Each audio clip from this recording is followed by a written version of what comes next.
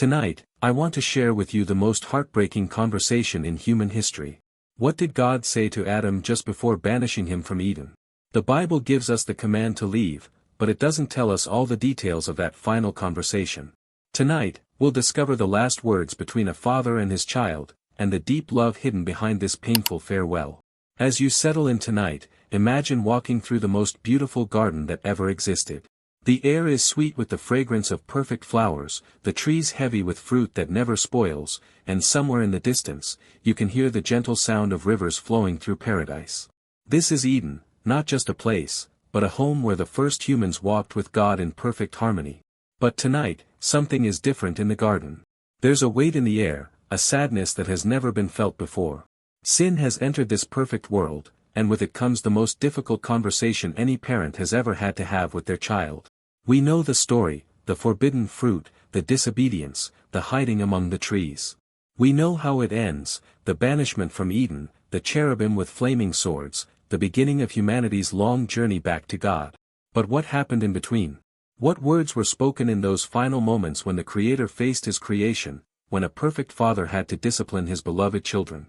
Tonight, we'll explore not just the judgment that fell that day, but the love that motivated it.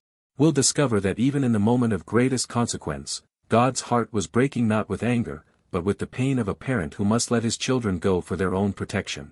These weren't words of rejection, but of preparation. This wasn't abandonment, but the beginning of the greatest rescue plan ever conceived. Come with me to that moment when everything changed, when innocence was lost but hope was born, when God spoke His most difficult words with a breaking heart and loving hands. The conversation began not with words, but with a question that echoed through the garden: where are you? But this wasn't because God didn't know Adam's location. This was the question of a heart that had been wounded, a father calling to a child who was hiding in shame. Picture that moment. Adam and Eve, crouched behind the thick foliage of the garden, their hands desperately trying to cover themselves with leaves that suddenly felt inadequate.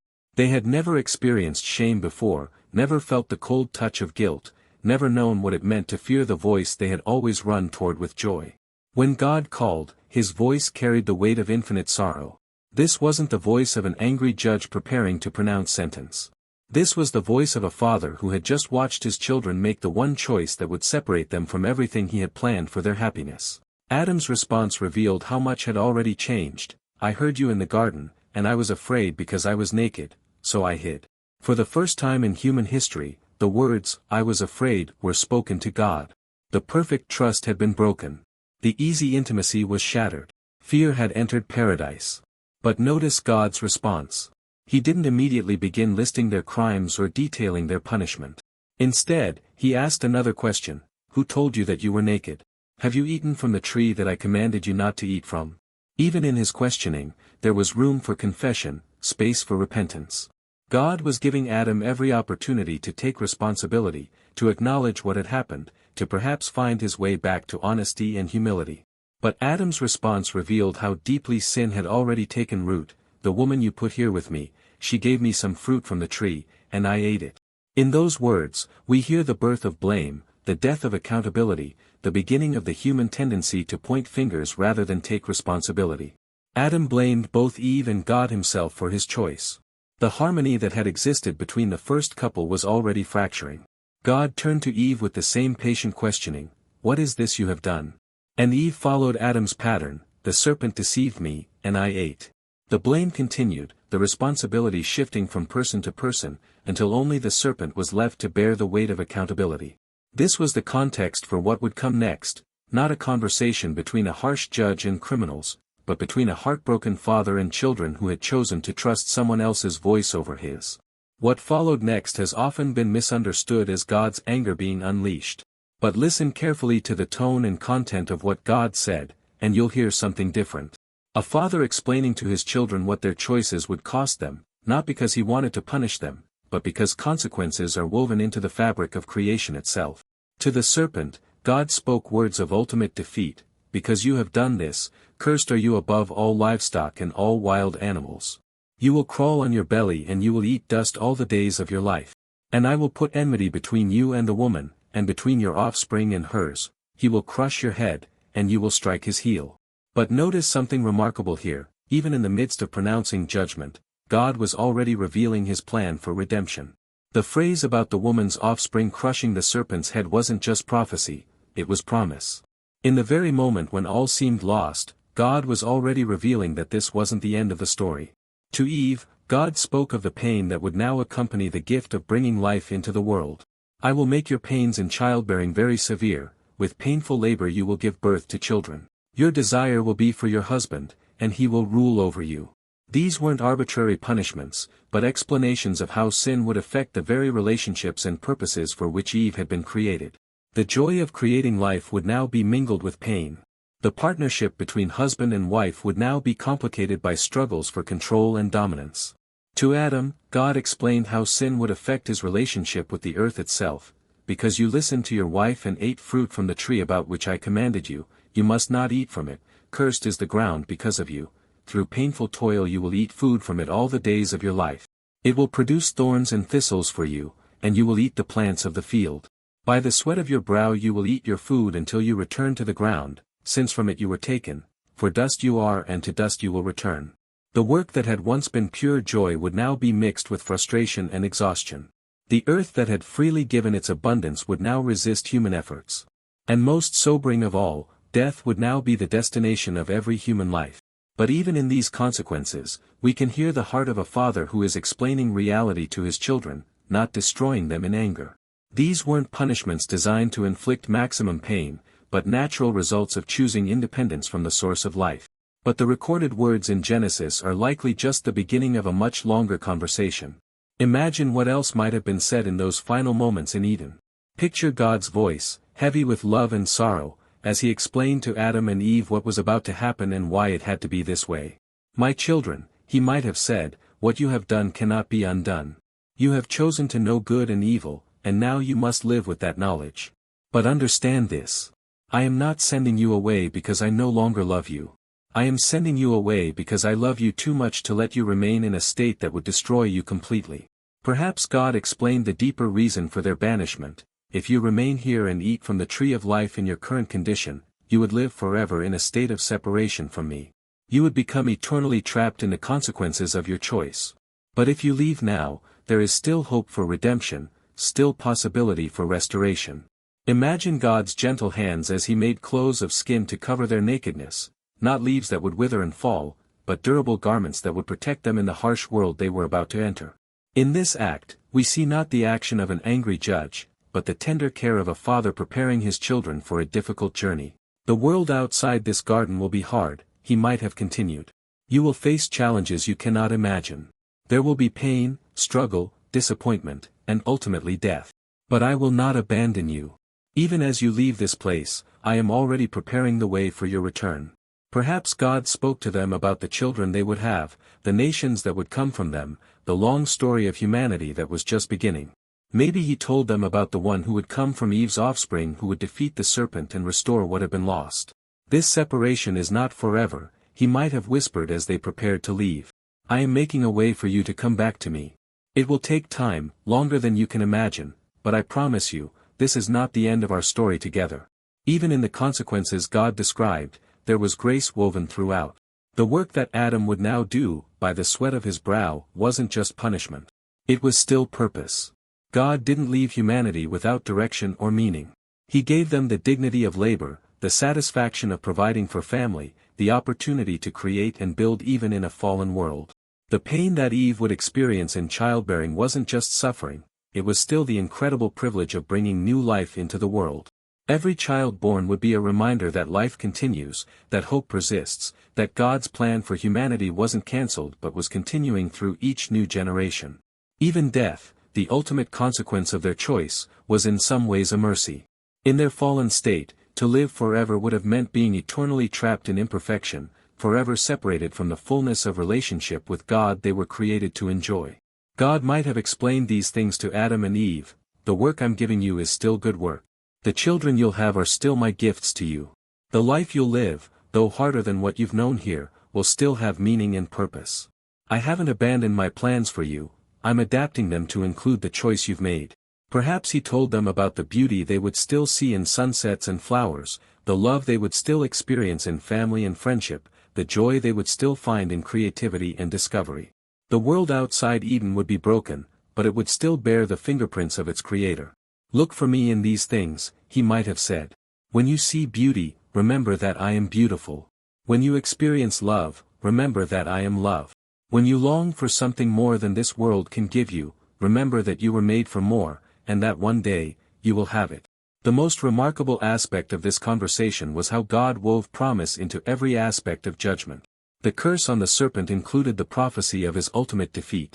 The pain in childbearing was accompanied by the continuation of the gift of life. The toil of work was paired with the dignity of purpose. And even death came with the implicit promise that it would not be the final word. God might have spoken directly about his plan for redemption. I know you don't understand it now, but what happened today is not the end of your story with me. You chose to disobey, but I chose to love you anyway. You chose independence, but I choose relationship. You brought curse, but I will bring blessing. Perhaps he told them about the sacrifice that would one day be made. The covering I'm giving you now required the death of an innocent animal. That death points to a greater death that will one day cover not just your nakedness, but your guilt. Someone will come who will take the full weight of your choice upon himself, and through his sacrifice, the way back to me will be opened. Maybe God spoke about the long journey ahead. There will be times when you'll wonder if I still love you, if I still care about your struggles. You'll face difficulties that will make you question my goodness. But remember this conversation. Remember that even when I had to discipline you, I did it with love. Remember that even when I had to let you go, I was already planning your return. The promise wasn't just for Adam and Eve, but for all their descendants. Every child born to you will carry this same choice, to trust me or to trust themselves. Many will choose as you did, but some will choose differently. And through those who choose to trust me, I will build a bridge back to Eden, back to the relationship you're leaving behind today. As the conversation continued, God likely gave Adam and Eve practical guidance for the life they were about to begin. He had created them, so he knew better than anyone what they would need to survive and thrive outside the garden. The ground will resist you now, he might have explained to Adam, but it will still respond to careful, persistent work. I've designed it to reward effort and planning. You'll need to learn patience. Things won't grow as easily as they did here, but they will grow. To Eve, he might have said, the pain you'll experience in childbirth is real, but so is the joy that follows. Each child will be a new beginning, a fresh start, another chance for humanity to choose well. And you'll find that the love you feel for your children will help you understand the love I feel for all of you. Perhaps God taught them practical skills they would need, how to cultivate crops, how to care for animals outside of Eden's perfect environment, how to make tools and shelter. He was sending them into a world that would challenge them, but he wasn't sending them unprepared. You'll make mistakes, he might have warned them gently. You'll fail sometimes, and you'll hurt each other. When you do, remember that failure isn't final. Remember that I still love you, and that there's always a way to make things right again. Maybe he told them about prayer. Even though you're leaving this place where we walk together, you can still talk to me. I'll hear you wherever you are. When you're afraid, call to me. When you're grateful, thank me. When you're confused, ask me for wisdom. The conversation doesn't end just because the location changes. The most difficult part of the conversation would have been explaining why they couldn't stay. Genesis tells us that God said, "The man has now become like one of us, knowing good and evil. He must not be allowed to reach out his hand and take also from the tree of life and eat, and live forever." This wasn't spoken in anger, but in protective love. God might have explained it this way: if you eat from the tree of life now, in your current state, you would become forever locked into this condition of separation from me. You would live forever, but forever apart from the fullness of life I created you to enjoy. This banishment isn't permanent, he might have assured them. It's protection. I'm keeping you from making a choice that would make your condition irreversible. Outside the garden, you'll face death, yes, but you'll also face the possibility of redemption.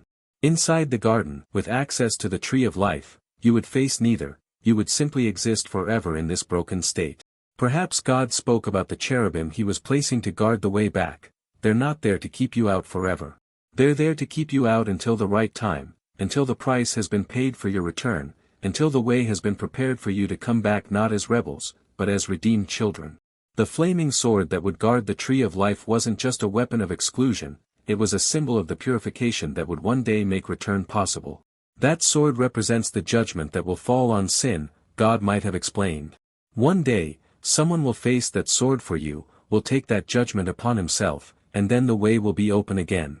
As the conversation drew to a close, imagine the weight of the final words between God and his first children. There was so much to say, so much to explain, so much love to express before they had to part. I want you to know, God might have said, that sending you away is the hardest thing I've ever had to do. You are my children, created in my image, formed by my hands, breathed into life by my breath. Nothing will ever change that. Perhaps he spoke about memory. Remember this place. Remember what it was like to walk with me in the cool of the day. Remember the peace, the joy, the perfect love. Let that memory be a compass pointing you back to what you were created for. Maybe he gave them hope for their children. The children you have will be born outside this garden, but they'll be born with the same capacity for relationship with me that you had. Teach them about this place. Tell them about the choice you made, but also tell them about the choice they can make. Help them understand that they don't have to remain separated from me forever. God might have spoken about time. The road back to me will be long, longer than you can imagine. Generations will pass. Empires will rise and fall. There will be times when it seems like I've forgotten my promise. But I never forget. Every sunset you see, every act of love you witness, every moment of beauty you encounter, these are all reminders that I'm still here, still working, still preparing the way for your return. As they prepared to leave, God might have embraced them one final time, his perfect love pouring over them even in this moment of necessary separation. This isn't goodbye forever, he might have whispered. This is, until we meet again. And we will meet again. I promise you that. As Adam and Eve took their first steps outside Eden, they carried with them more than just the consequences of their choice. They carried the memory of perfect love, the promise of redemption, and the knowledge that even in discipline, God's heart toward them remained unchanged. The conversation they had just experienced would echo through all of human history. Every parent who has had to discipline a beloved child, every person who has faced the consequences of their choices, every heart that has longed for restoration and redemption, all would find their experience rooted in this moment when God's love proved stronger than human failure. The clothes God made for them weren't just practical coverings, they were symbols of ongoing care. Even banished from Eden, they were still clothed by their Creator's provision. Even separated from the tree of life, they were still sustained by His love. The work they would do, the children they would have, the life they would build. All of it would happen under the watchful eye of a God who hadn't given up on them, who was already at work preparing their way home. As you rest tonight, remember that the conversation between God and Adam in Eden continues to this day. Every time you face the consequences of a wrong choice, you hear an echo of God's voice explaining that consequences aren't punishment, but education. Every time you experience God's provision in the midst of difficulty, you're receiving the same kind of care He showed Adam and Eve as He clothed them before they left the garden. The banishment from Eden wasn't the end of God's relationship with humanity, it was the beginning of the greatest love story ever told. The story of a God who loved His children so much that He let them go when staying would have destroyed them, and who immediately began working on a plan to bring them home again. Tonight, as you close your eyes, imagine yourself in that garden, hearing those final words of love from your Heavenly Father. Feel the weight of His hands as He places garments of protection around you. Hear the promise in His voice that this separation isn't forever, that He's already preparing the way for your return. The same God who spoke to Adam with such love and patience is speaking to you tonight. He sees your failures, your fears, your shame, and your hiding, just as He saw Adam's.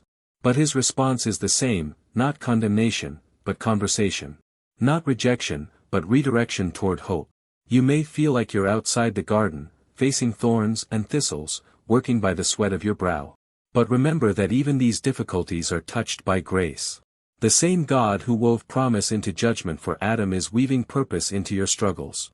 The way back to Eden is open now. The sword that once barred the way has been taken up by another, and the price has been paid for your return. The conversation that began with, "Where are you?" has been answered by, "Here I am, send me." The separation that began in a garden will end in a city where God walks with His people again. Rest tonight in the love that never gave up, the promise that never failed, and the hope that still burns bright. The God who clothed Adam and Eve as they left Eden is the same God who clothes you with His righteousness today. The Father who promised them redemption is the same Father who has provided it for you. Sweet dreams, beloved child. You are not forgotten, not abandoned, not alone. You are loved with the same love that called to Adam in the garden, and one day, you too will hear the words, "Welcome home." Good night, and may you rest in the knowledge that no choice you've made can separate you from the love of your Heavenly Father. Asterisk.